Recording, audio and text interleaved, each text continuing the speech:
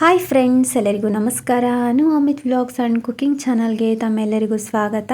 ನಾನಿವತ್ತು ಮುದ್ದೆಗೆ ಬಿಸಿ ಬಿಸಿ ಅನ್ನಕ್ಕೆ ಸೂಪರ್ ಆಗಿರೋ ಒಂದು ಗೊಜ್ಜು ರೆಸಿಪಿನ ತೋರಿಸ್ತಾ ಇದ್ದೀನಿ. ಸೊ ಇದಂತೂ ಕೆಮ್ಮು ನೆಗಡಿ ಜ್ವರ ಬಂದು ಬಾಯಿ ಕೆಟ್ಟಿರುತ್ತೆ ಅಲ್ವಾ, ಆವಾಗ ತಿನ್ನೋದಕ್ಕೆ ತುಂಬಾ ರುಚಿ ಅನಿಸುತ್ತೆ. ಸೊ ಬನ್ನಿ ಹಾಗಾದರೆ ಹೇಗೆ ಮಾಡೋದು ಅಂತ ನೋಡೋಣ. ಮೊದಲನೇದಾಗಿ ಗೊಜ್ಜು ಮಾಡೋದಕ್ಕೆ ನಾನು ಗ್ಯಾಸ್ ಮೇಲೆ 1 ಟೊಮೆಟೊ, 1 ಗೆಡ್ಡೆ ಬೆಳ್ಳುಳ್ಳಿ ಹಾಗೆ 3 ಒಣಮೆಣಸಿನ್ಕಾಯಿನ ಸುಟ್ಕೊಳ್ತಾ ಇದ್ದೀನಿ. ಒಣಮೆಣಸಿನ್ಕಾಯಿನ ಈ ರೀತಿ ಸುಟ್ಬಿಟ್ಟು ತಗೊಳ್ತಾ ಇದ್ದೀನಿ ನೋಡಿ. ಸೊ ಈ ಗೊಜ್ಜು ಮಾಡೋದಕ್ಕೆ ನಾನು ಸ್ವಲ್ಪನೂ ಎಣ್ಣೆ ಕೂಡ ಯೂಸ್ ಮಾಡ್ತಾ ಇಲ್ಲ, ಹಾಗೆಯೇ ಮಾಡ್ಕೊಳ್ತಾ ಇದ್ದೀನಿ. ತುಂಬಾ ರುಚಿಯಾಗಿರುತ್ತೆ, ಹಾಗೆ ಮಾಡೋದು ಕೂಡ ತುಂಬ ಸುಲಭ.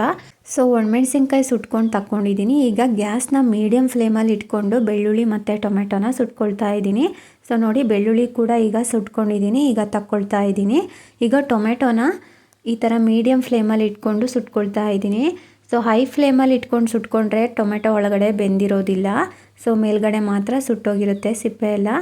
ಅದಕ್ಕೋಸ್ಕರ ಮೀಡಿಯಮ್ ಫ್ಲೇಮಲ್ಲೇ ಇಟ್ಕೊಂಡು ಸುಟ್ಕೊಳ್ಬೇಕು. ಸೊ ನೋಡಿ, ಟೊಮೆಟೊನೂ ಕೂಡ ಸುಟ್ಕೊಂಡಿದ್ದೀನಿ. ಈಗ ಟೊಮೆಟೊ ಕೂಡ ಒಳಗಡೆ ಎಲ್ಲ ಬೆಂದಿದೆ.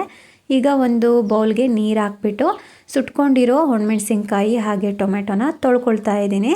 ಸೊ ಒಣಮೆಣಸಿನ್ಕಾಯಿನ ತೊಳೆದ್ಬಿಟ್ಟು ತಗೊಂಡಿದ್ದೀನಿ. ಈಗ ಟೊಮೆಟೊ ಮೇಲಿರೋ ಸಿಪ್ಪೆನೆಲ್ಲ ತೆಕ್ಕೊಳ್ತಾ ಇದ್ದೀನಿ. ಸುಟ್ಟಿರುತ್ತೆ ಅಲ್ವಾ, ಸೊ ಅದೆಲ್ಲ ಬ್ಲ್ಯಾಕ್ ಆಗಿರುತ್ತೆ, ಅದನ್ನೆಲ್ಲ ತಕ್ಕೊಳ್ಬೇಕು. ಈ ರೀತಿ ತೊಳೆದ್ಬಿಟ್ಟು ತಕ್ಕೊಳ್ತಾ ಇದ್ದೀನಿ ನಾನು. ಈಗ ಒಂದು ಬೌಲ್ಗೆ ಸ್ವಲ್ಪ ಹುಣಸೆ ಹಣ್ಣು ಹಾಕ್ಕೊಳ್ತಾ ಇದ್ದೀನಿ, ಹಾಗೆ ರುಚಿಗೆ ತಕ್ಕಷ್ಟು ಉಪ್ಪು ಹಾಕ್ಕೊಳ್ತಾ ಇದ್ದೀನಿ. ಹಾಗೆ ಸ್ವಲ್ಪ ನೀರನ್ನ ಹಾಕಿಬಿಟ್ಟು ಹುಣಸೆ ಹಣ್ಣು ನೆನೆಯೋದಕ್ಕೆ ಬಿಡ್ತಾ ಇದ್ದೀನಿ. ಹುಣಸೆ ಹಣ್ಣು ನೆಂದಾದ್ಮೇಲೆ ಈ ರೀತಿ ಕೈಯಿಂದ ಕಿವುಚ್ಕೊಳ್ತಾ ಇದ್ದೀನಿ ನೋಡಿ. ಹುಣಸೆ ಹಣ್ಣಲ್ಲಿ ರಸ ಬಿಟ್ಕೊಳ್ಳೋವರೆಗೂ ಕಿವುಚ್ಕೊಳ್ಬೇಕು. ಸೊ ರಸ ಎಲ್ಲ ಬಿಟ್ಕೊಂಡಾದಮೇಲೆ ನಾನು ಹುಣಸೆ ಹಣ್ಣಿಂದೆಲ್ಲ ತಕ್ಕೊಳ್ತಾ ಇದ್ದೀನಿ. ಈಗ ನಾವು ಸುಟ್ಟಿಟ್ಕೊಂಡಿರೋ ಒಣಮೆಣಸಿನ್ಕಾಯಿ ಹಾಕ್ಕೊಳ್ತಾ ಇದ್ದೀನಿ, ಹಾಗೆ ಸುಟ್ಕೊಂಡಿರೋ ಬೆಳ್ಳುಳ್ಳಿ ಹಾಕ್ಕೊಳ್ತಾ ಇದ್ದೀನಿ ಸಿಪ್ಪೆ ಎಲ್ಲ ತೆಗೆದು. ಹಾಗೆ ಸ್ವಲ್ಪ ಹಸಿ ಕೊತ್ತಂಬರಿ ಸೊಪ್ಪು ಹಾಕ್ಕೊಳ್ತಾ ಇದ್ದೀನಿ. ಈಗ ಬೆಳ್ಳುಳ್ಳಿನ ಕೈಯಿಂದ ಸ್ಮ್ಯಾಶ್ ಮಾಡ್ಕೊಳ್ಬೇಕು, ಅಂದರೆ ಕಿವುಚ್ಕೊಳ್ಬೇಕು. ನೋಡಿ, ಈ ಥರ ನಾನು ತೋರಿಸ್ತಾ ಇದ್ದೀನಿ ಅಲ್ವಾ, ಈ ರೀತಿ ಕೈಯಿಂದ ಕಿವುಚ್ಕೊಳ್ಬೇಕು.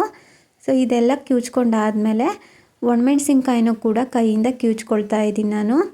ಹಾಗೆ ನಿಮ್ಮ ಹತ್ರ ಒಂದು ರಿಕ್ವೆಸ್ಟು, ನೀವಿನ್ನೂ ನನ್ನ ಚಾನಲ್ನ ಸಬ್ಸ್ಕ್ರೈಬ್ ಮಾಡದೆ ಈ ವಿಡಿಯೋನ ನೋಡ್ತಾ ಇದ್ದರೆ ದಯವಿಟ್ಟು ಸಬ್ಸ್ಕ್ರೈಬ್ ಮಾಡಿಕೊಂಡು ಸಪೋರ್ಟ್ ಮಾಡಿ. ಸೊ ನೋಡಿ, ನಾನು ಒಣಮೆಣಸಿನ್ಕಾಯಿ ಬೆಳ್ಳುಳ್ಳಿ ಎಲ್ಲ ಕಿವುಚ್ಕೊಂಡಾದ್ಮೇಲೆ ಕೊತ್ತಂಬರಿ ಸೊಪ್ಪನ್ನು ಸೇರಿಸ್ಬಿಟ್ಟು ಕಿವುಚ್ಕೊಳ್ತಾ ಇದ್ದೀನಿ ಈ ರೀತಿ.